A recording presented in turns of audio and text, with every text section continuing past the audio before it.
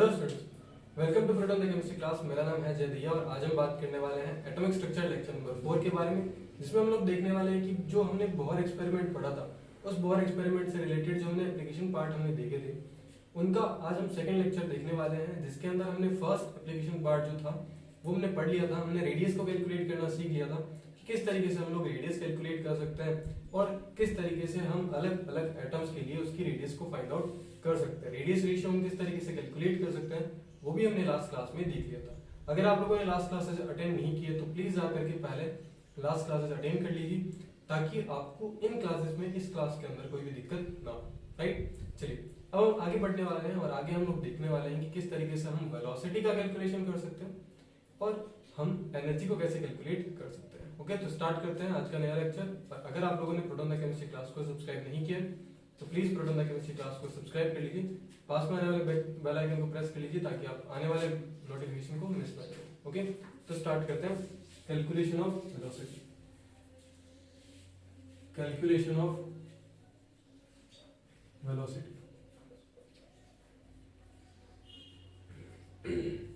देखो, किसी भी एटम में जो इलेक्ट्रॉन जो होता है उसकी हम वेलोसिटी किस तरीके से कैलकुलेट कर सकते हैं। बहुत ही सिंपल सा तरीका है। क्या तरीका है, देखो हम लोगों ने क्या किया था, हम लोगों ने एक इक्वेशन डेराइव की थी जब हम लोगों ने रेडियस कैलकुलेशन किया था। तो रेडियस कैलकुलेशन में जो इक्वेशन आई थी वो थी ZE²/RN = mv²।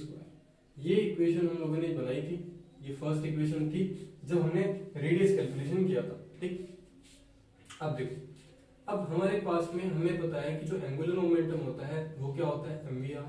और ये जो mvr होता है ये किसके इक्वल होता है बताओ, ये होता है NH/2π।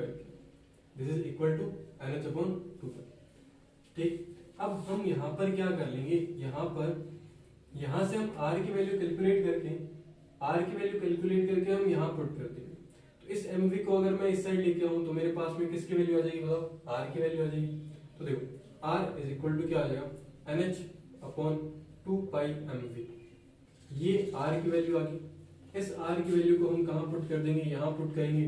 तो बताओ नई इक्वेशन क्या आएगी, ZE²/NH, और ये जो 2πmv है ये ऊपर चला जाएगा तो यहाँ पे क्या आ जाएगा 2πmv। ये इसके पूरे नीचे आ जाएगा NH, और इक्वल में क्या आ जाएगा mv²।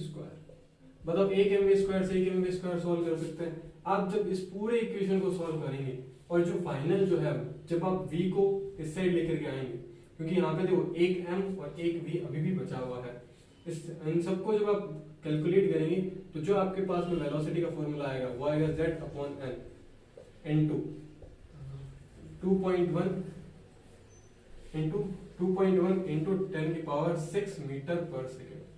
ये आपको वेलोसिटी का फॉर्मूला मिलेगा अगर आप वैल्यू को पुट करते हो। देखो h की वैल्यू हम लोगों ने लास्ट क्लास में देखी थी, कितनी होती है बताओ, प्लांक कांस्टेंट की वैल्यू होती है।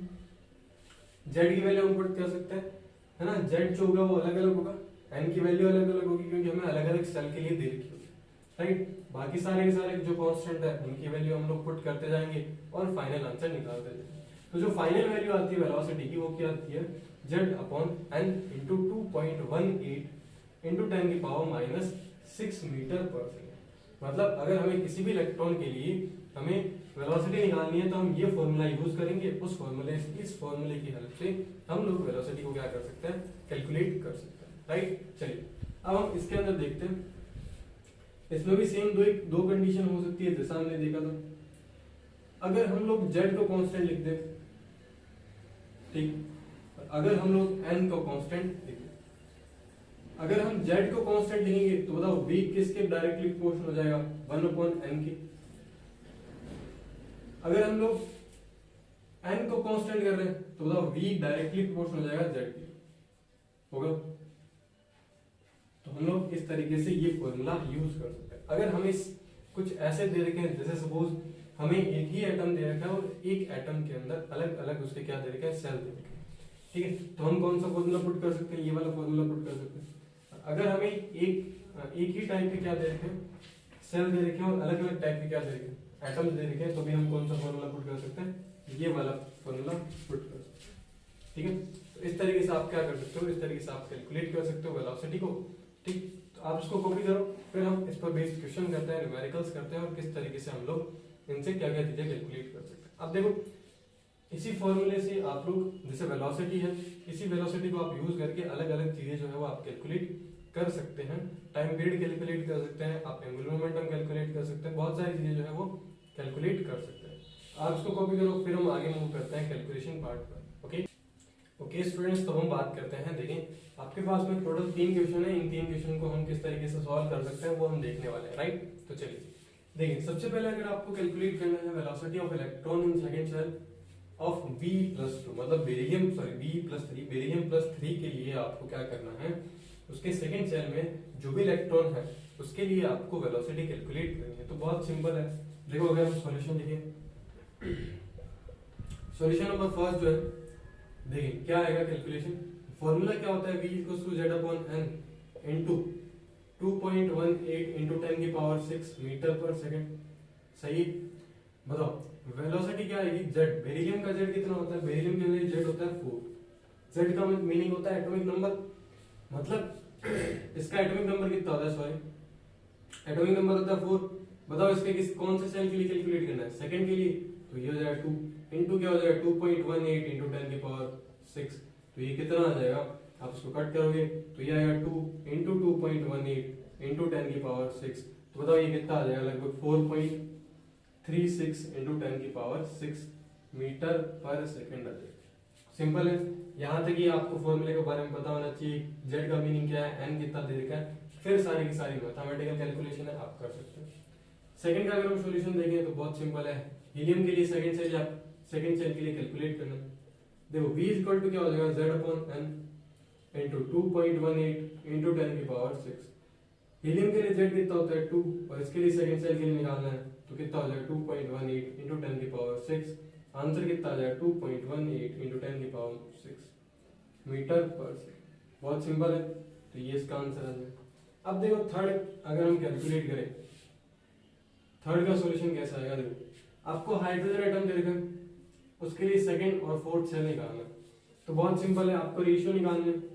तो देखो V2/V1 V4 हो जाएगा, ये क्या हो जाएगा, देखो हाइड्रोजन है ना, सेम एटम ही दे रखा है आपको, तो इसका मतलब Z की वैल्यू तो क्या होगी सेम, तो क्या लिखेंगे 1/2 1/4 है ना, 1 से 1 सॉल्व हो जाएगा, बचेगा क्या, और इनटू अगर हम करें यहाँ पे 2.18 इनटू हम करें यहाँ पे 2.18 तो 2.18 से 2.18 कट जाएगा, ठीक। अच्छा ये सेकंड एंड फोर्थ के लिए आपको कैलकुलेट करना था, तो ये क्या बन जाएगा, आप इसको चाहो तो ऐसे भी लिख सकते हो, देखो V2/V1 सॉरी V4, ये कितना आ जाएगा 2/4 आ जाएगा, तो रेशियो क्या बन जाएगा 2:4 हो जाएगा, ठीक है। इस तरीके से आप लोग कर सकते हो, या एक सेकंड आप लोग ऐसे करेंगे, ये आएगा उल्टा, क्योंकि 1/2 इंटू 4/1 आएगा, तो ये आएगा 4/2 और ये कटेगा 2:1, तो आंसर आएगा 2:1, ठीक। तो क्या आंसर आ जाएगा 2:1, इसका आंसर आ जाएगा, सही है। तो आप इस तरीके से क्या कर सकते हैं, इस तरीके से वेलोसिटी को कैलकुलेट कर सकते हैं, ठीक। तो ये पूरा का पूरा एप्लीकेशन पार्ट है वेलोसिटी का कैलकुलेशन का, कि हम किस तरीके से बोर एक्सपेरिमेंट की हेल्प से वेलोसिटी को कैलकुलेट कर सकते हैं, राइट। चलिए आप इसको कॉपी करो, फिर हम मूव करते हैं आगे। एनर्जी का कैलकुलेशन हम किस तरीके से कर सकते हैं, और सबसे इंपॉर्टेंट है एनर्जी कैलकुलेशन। इस पर बहुत सारे टाइप के क्वेश्चंस बनते हैं, इसमें आपको हाइड्रोजन की भी याद रखनी होती है, हाइड्रोजन की जो एनर्जी होती है फर्स्ट सेल के लिए कितनी होती है, सेकंड के लिए कितनी होती है, थर्ड फोर्थ, इन सब के लिए कम से कम 5th सेल तक आपको याद होनी चाहिए, जिससे डायरेक्ट आप न्यूमेरिकल सॉल्व कर सकते हैं, राइट। तो चलिए स्टार्ट करते हैं एनर्जी कैलकुलेशन, पहले आप इसको कॉपी करो। ओके स्टूडेंट्स, तो हम बात करते हैं कैलकुलेशन ऑफ एनर्जी के बारे में। देखिए कैलकुलेशन ऑफ एनर्जी हम किस तरीके से कर सकते हैं, देखिए सबसे पहले हम बात करते हैं कि टोटल एनर्जी के बारे में, ठीक है, जिसको आप मैकेनिकल एनर्जी बोल सकते हो। टोटल एनर्जी क्या होती है, kinetic energy plus potential energy होती है, इतना आपको पता होगा। अब देखो काइनेटिक एनर्जी क्या होती है, काइनेटिक एनर्जी हो जाएगी हमारे पास में 12mv², ठीक है, ये हमारे पास में क्या आ जाएगी काइनेटिक एनर्जी, और पोटेंशियल एनर्जी क्या आ जाएगी, पोटेंशियल एनर्जी हमारे पास में आ जाएगी माइनस का Z² अपॉन में R, ये हमारे पास में क्या आ जाएगी पोटेंशियल एनर्जी आ जाएगी। मतलब हमने अभी एक इक्वेशन लिखी थी कि Z⁴/Rn इज इक्वल टू क्या होता है mv²। ठीक, तो ये mv वैल्यू जो है वो हम कहाँ पुट कर सकते हैं, यहाँ पे पुट कर सकते हैं। तो बताओ काइनेटिक एनर्जी कहाँ जो होगी वो क्या आ जाएगी, तो काइनेटिक एनर्जी का फॉर्मूला क्या आ जाएगा, हाफ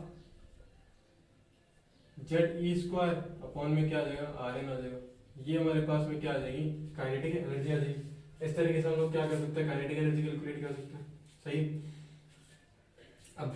अब हम यहाँ पर लिखते हैं कि टोटल एनर्जी ET जिसको अपन लिखते हैं वो हम लिखते हैं। काइनेटिक एनर्जी हमारे पास में कितनी है, हाफ ZE² में Rn प्लस माइनस का क्या आ जाएगा ZE² में Rn, प्लस माइनस माइनस हो जाएगा तो हमारे पास में E टोटल कितना आ जाएगा, हाफ ZE² में Rn माइनस का क्या आ जाएगा ZE² में Rn। ठीक, आप इन दोनों में से कॉमन ले लो तो क्या आएगा E टोटल हमारे पास में आ जाएगा हाफ -1 और ये आ जाएगा ZE²। सही, तो इतना आ जाएगा आपके पास में। इस तरीके से आप लोग कैलकुलेट कर सकते हैं। तो ये जो बचेगा वो कितना बचेगा, E total is equal to क्या होगा, माइनस का हाफ ZE²। ये हमारे पास में टोटल एनर्जी आ जाएगी। समझ में आया? जब ये टोटल एनर्जी हमारे पास में आ गई, बताओ हमने ये वैल्यू लिखी थी अभी, Rn की वैल्यू हम लोग लिख सकते हैं जो हमने कैलकुलेट करी थी, जब हमने रेडियस कैलकुलेट की थी। तो रेडियस वाली जो फॉर्मूला है वो हम यहाँ पे पुट करोगे तो ये जो टोटल एनर्जी की जो वैल्यू आएगी ये हमारे पास में, जब आप सारी चीजें सॉल्व कर लेंगे तो ये आएगी माइनस का Z² इंटू 13.6 इलेक्ट्रॉन वोल्ट पर एटम। ये हमारे पास में टोटल एनर्जी आ जाएगी। इस तरीके से आप लोग क्या कर सकते हो, एनर्जी का कैलकुलेशन कर सकते हो। सिंपल सा है, माइनस का Z² इंटू क्या हो जाएगा 13.6 इलेक्ट्रॉन वोल्ट पर एटम। तो ये कैलकुलेशन होगी एनर्जी की कि हम एनर्जी कैसे कैलकुलेट कर सकते हैं। ठीक है, अब ये तो है कि हम इलेक्ट्रॉन वोल्ट पर एटम में कैलकुलेट कैसे कर सकते हैं। अब इसका कुछ यूनिट कन्वर्जन आता है, कई बार हमें यूनिट चेंज करके देता है कि आपको इस यूनिट में नहीं करके दूसरे यूनिट के अंदर आपको एनर्जी कैलकुलेट करनी है। उस केस के अंदर हम लोग क्या करेंगे, हम लोग यूनिट कैसे कन्वर्ट करेंगे, तो कुछ एक यूनिट्स हैं जिसके अंदर हम लोग देखने वाले हैं इसका कन्वर्जन। पहले आप इसको कॉपी करो, फिर हम बात करते हैं यूनिट कन्वर्जन के बारे में। ओके स्टूडेंट्स, अब देखो अब हम बात करते हैं यूनिट कन्वर्जन। एक सेकंड आप इसको n² भी कर लेंगे। Z² में n² क्या होता है, इंटू 13.6 इलेक्ट्रॉन वोल्ट पर एटम। अब देखिए, अब सबसे पहले हम लोग कन्वर्जन करते हैं किलो जूल पर एटम। ठीक है, अगर हमें किलो जूल पर एटम के अंदर एनर्जी पूछी जाती है तो हमें क्या करना है, देखो 1 इलेक्ट्रॉन वोल्ट जो होता है वो होता है 1.6 इंटू 10⁻19 जूल। कितना होता है, एक इलेक्ट्रॉन में कितने जूल होते हैं, 1.6 इंटू 10⁻19 जूल होते हैं।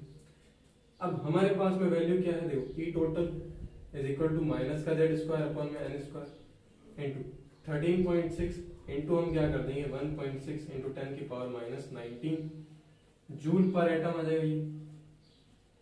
ठीक, ये आ गया जूल पर। हमें किस में कैलकुलेट करना है, किलो जूल पर एटम में कैलकुलेट करना है।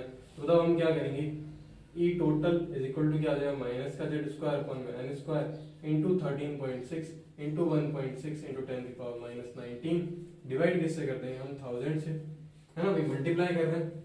तो नेगेटिव के अंदर मल्टीप्लाई करने के लिए हमें क्या करना पड़ेगा, डिवाइड करना पड़ेगा।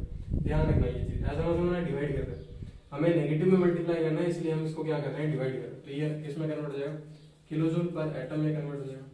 ठीक, जब ये किलो जूल पर एटम में कन्वर्ट हो जाएगा तो आप इसको कैलकुलेट करेंगे तो ये लगभग आएगा माइनस का Z² में n² into 2.18 into 10⁻14 kilo joule per atom.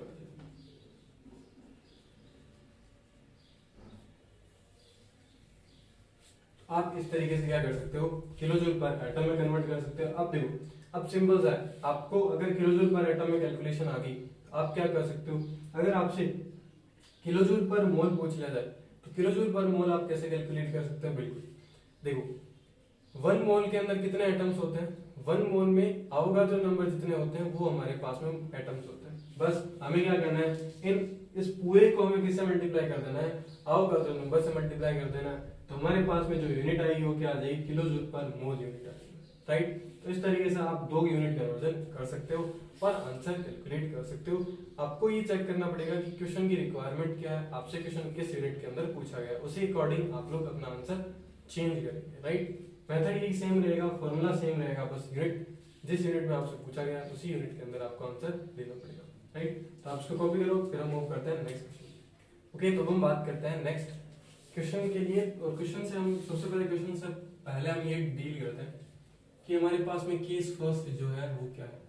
Case first हमारे पास में अगर हम z को कांस्टेंट मान लें, z हमारे पास में क्या है, कांस्टेंट। तो अगर z कांस्टेंट होगा तो क्या रेशियो बनेगा एनर्जी का, वो हम कैलकुलेट कर सकते हैं। देखिए, अगर हम z को कांस्टेंट मान लें तो हम एक मान लेते हैं कि हमारे पास में एक En है और एक है हमारे पास में 1, यानी एक तो हम फर्स्ट सेल के लिए एनर्जी कैलकुलेट कर रहे हैं और एक हम किसी nth सेल के लिए एनर्जी कैलकुलेट कर रहे हैं। तो इसका फॉर्मूला क्या बनेगा, माइनस का z square upon n square. इसका भी फॉर्मूला क्या बनेगा, माइनस का z square upon n square into क्या हो जाएगा 13.6 इलेक्ट्रॉन वोल्ट पर एटम।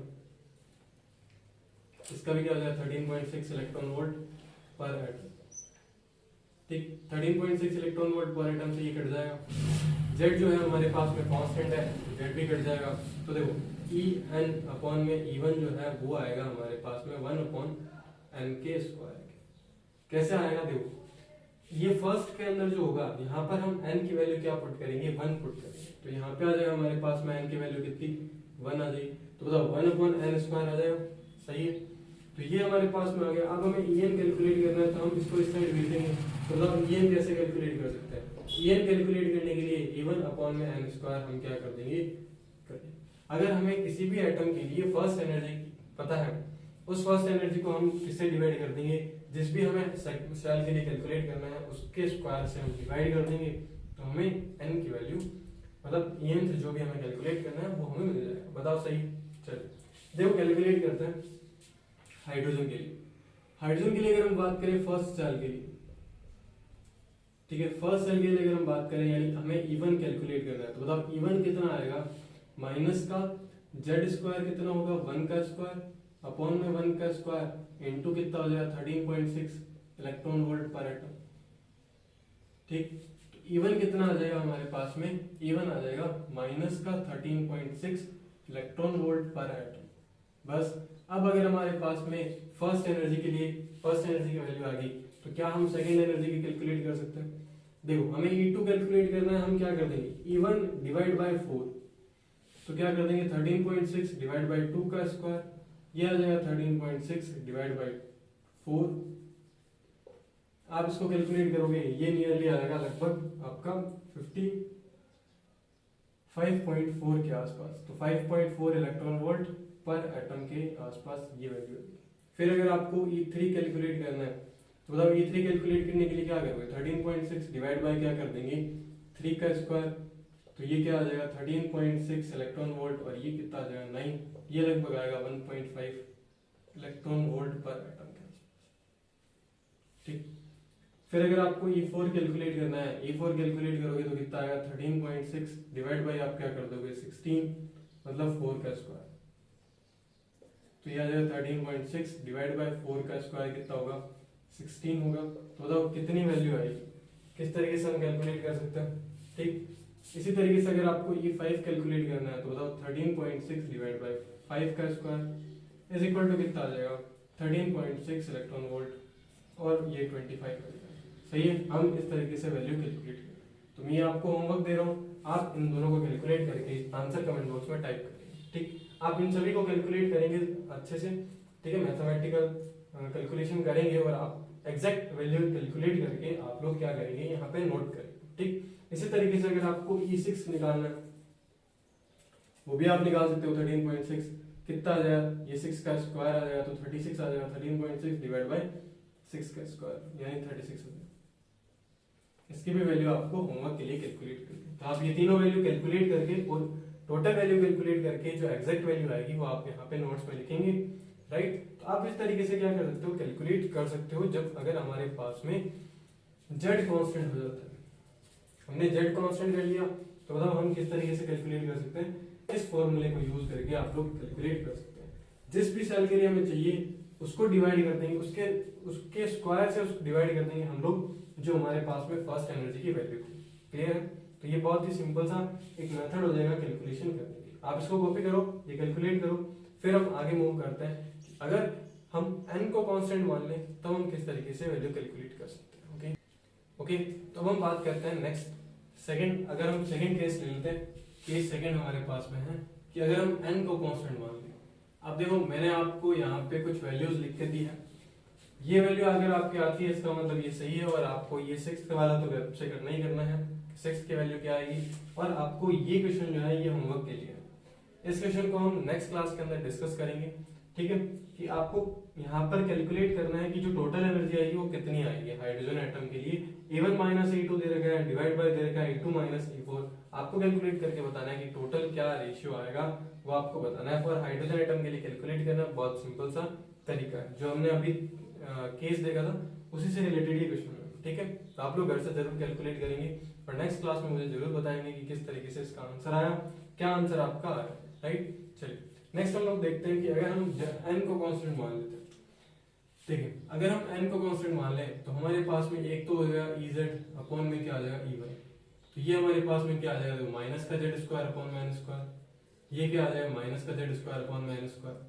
यहाँ पर हम वैल्यू पुट कर देते हैं माइनस का 1 स्क्वायर और ये आ जाएगा 1 का स्क्वायर इंटू आ जाएगा 13.6 इंटू 13, ये तो कैंसिल आउट हो जाएगा, ये भी हट जाएगा, ठीक है। अब देखो n को हमने कांस्टेंट मान लिया तो ये हट जाएगा, तो बचेगा क्या, Ez इज इक्वल टू क्या हो जाएगा माइनस का जेड स्क्वायर इंटू E1।